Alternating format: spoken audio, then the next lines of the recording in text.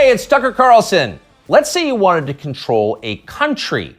How would you start? Well, you'd want to make sure you had the complete obedience of everybody inside your borders who was authorized to use deadly force. You would start with the military and then federal law enforcement, then move your way down ultimately to agencies like the IRS. Controlling the guns would be a top priority for you if you ever wanted to go dictatorial, if you wanted to be baby doc. But let's say you had deeper ambitions. Let's say you wanted the power not simply to control people's behavior, but to control how they think, not just their bodies, but their minds, as a god would. In that case, you need to take charge of the society's taboos. A taboo is something that by popular consensus is not allowed. A taboo may not be illegal, but it doesn't need to be. Over time, social prohibitions are more powerful and more enduring than laws. Societies are defined by what they will not permit, as are famously religions. Muslims don't eat pork, neither do Orthodox Jews. Traditional Christians oppose extramarital sex. The Amish avoid electricity, and so on. American society isn't overtly religious, but it's governed by taboos, and it always has been. What's interesting is how fast our taboos are changing. This is not happening organically. What we're allowed to dislike is being dictated to us from above, sometimes by force. Until fairly recently, for example, it was taboo in this country to attack people on the basis of their race. That was the main lesson of the Second World War, we were told again and again. The one thing we learned from the Nazis is that it's dangerous to reduce human beings to their genetic code. There is no master race. That made sense, but apparently we no longer believe it. Punishing people based on their skin color is not only permitted in modern America, it is mandatory throughout business and government and higher education, as long as the victims are white. At one time, that would have been unimaginable. So with the current behavior of our politicians. As recently as the 1992 presidential campaign, adultery was considered disqualifying for anyone seeking higher office. Bill Clinton was very nearly derailed in the New Hampshire primary by his affair with Jennifer Flowers. Clinton went to elaborate lengths to lie about the relationship because he had no choice. But he was the last presidential candidate who had to meet this standard. By 2008, it was obvious to anybody who was paying attention that Barack Obama had a strange and highly creepy personal life. Yet nobody ever asked him about it. By that point, a leader's behavior within his own marriage, the core relationship of his life, had been declared irrelevant. It was Barack Obama's business, not yours.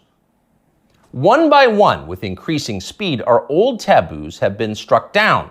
Those that remain have lost their moral force. Stealing, flaunting your wealth, striking women, smoking marijuana on the street, shameless public hypocrisy, taking other people's money for not working. All of these things used to be considered unacceptable in America, not anymore. So it probably shouldn't surprise us that the greatest taboo of all is teetering on the edge of acceptability: child molestation. A generation ago, talking to someone else's children about sex was widely considered grounds for a thrashing. Touching them sexually was effectively a death penalty offense. When Jeffrey Dahmer was bludgeoned to death in the bathroom of a Wisconsin prison in 1994, the Milwaukee district attorney had to caution the public not to turn Dahmer's killer into a folk hero. Jeffrey Dahmer had molested and murdered children. People felt justified in celebrating his death. 25 years later, that standard had changed dramatically in the state of Wisconsin, as in the rest of the country. In the summer of 2020, during the BLM riots in Kenosha, 17-year-old Kyle Rittenhouse defended his life from a convicted child molester called Joseph Rosenbaum. Rosenbaum was trying to kill Rittenhouse, so Rittenhouse shot him in self-defense.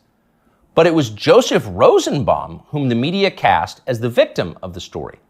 Kyle Rittenhouse, meanwhile, an underage boy fending off violence from a child molester, was denounced as the villain. Ultimately, he was indicted for murder. One of the things that this tells us is the people who run our country no longer see child molesters as the worst among us. It's never been more obvious than it was yesterday when the Wall Street Journal ran a long expose about kiddie porn on Instagram. Instagram, the journal found, quote, helps connect and promote a vast network of accounts openly devoted to the commission and purchase of underage sex content. Instagram connects pedophiles and connects them to content sellers of child pornography. In one instance, the paper discovered that Instagram was recommending the phrase incest toddlers to users who'd expressed interest in similar material. By the way, no one at Instagram denied that any of this had happened, nor did Mark Zuckerberg, who controls the company. The Journal story was accurate.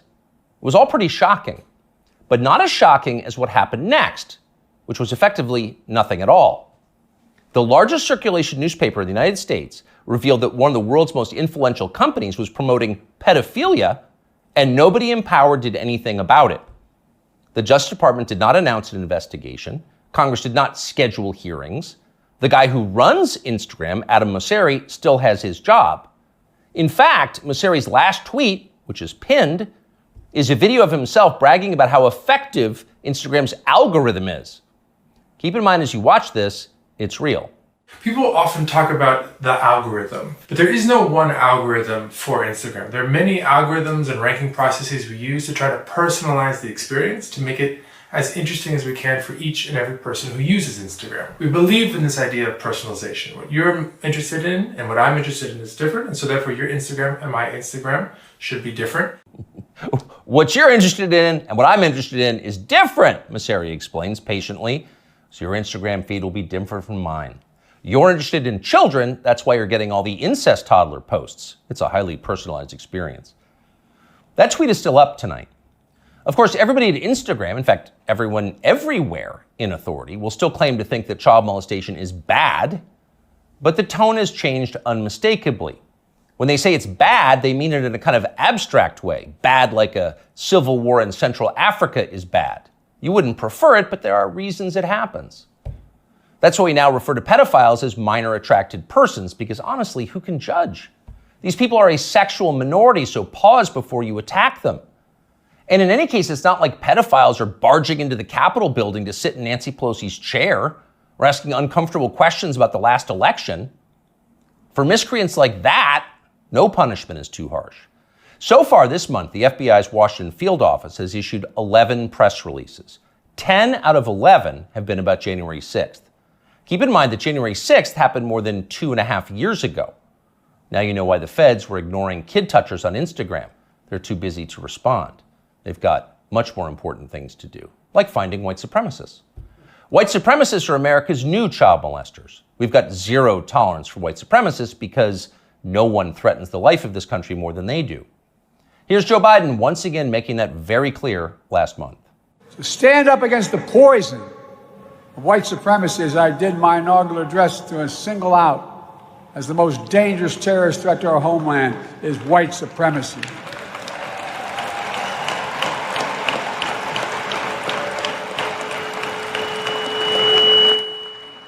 And I'm not saying this because I'm at a black HBCU. I say it wherever I go. Pardon the feedback, but you heard the point. White supremacy is the most dangerous threat to the American homeland. Joe Biden just told us that. It's more dangerous than the threat of nuclear war with Russia. It's more dangerous than the threat of the Mexican drug cartels, who've already killed hundreds of thousands of Americans and are now in control of swaths of our southwestern states. White supremacy is that bad, Joe Biden says. In fact, it's worse. But what is it? That's the question. Can anyone in authority actually define white supremacy? What is it? Is white supremacy liking white people too much? If so, that's going to put those of us with white children in a pretty tough spot. Or is white supremacy something much more obviously bad, like trying to expel all non-whites from America and creating some kind of ethno-state? If that's Joe Biden's definition, what exactly is the scope of this threat? How many people are currently working on this American white ethno-state project? And what are the chances they're going to pull it off? Our guess is not very many and precisely zero. But we can't say for sure because no one has showed us the numbers. These are not rhetorical questions. When the President of the United States describes something as the worst possible crime Americans can commit, you have a right to know what that crime is. You used to have that right. Under our pre-revolutionary legal code before George Floyd, questions like these were easy to answer. A crime was defined as something that an elected legislature had explicitly banned, usually an act that hurt somebody else. In America, crimes were described precisely with words in English and then preserved in books, which you could read yourself. If you ever wondered whether you were committing a crime, you could just look it up. You could know for sure whether you were a criminal. Now you can't. And needless to say, that's the point. The point of the exercise is to keep you off balance, to keep you afraid. When no one's willing to define the offense, you can't be sure whether or not you're committing it. You could be accused at any time and everything you have taken from you. You live in fear. Remember this guy? Emmanuel Cafferty was driving near a Black Lives Matter protest in Poway in his SDG&E truck when he says he noticed somebody following him and trying to get his attention. Later, that person posted a picture of him making what some believed is a white supremacy symbol on Twitter. Cafferty says he had no idea about any white power symbols and was just cracking his knuckles outside his window when the picture was taken of him. Later that day, he says he was notified by SDG&E that he would be suspended pending an investigation, and a few days later, he was fired. What that man did was so offensive, as you just saw, that local news had to blur the photograph of his hand. He was fired from his job. His life was destroyed for cracking his knuckles. He didn't know cracking his knuckles was racist, in his defense, but then nobody did until the day that poor Emmanuel Cafferty was unwise enough to crack them.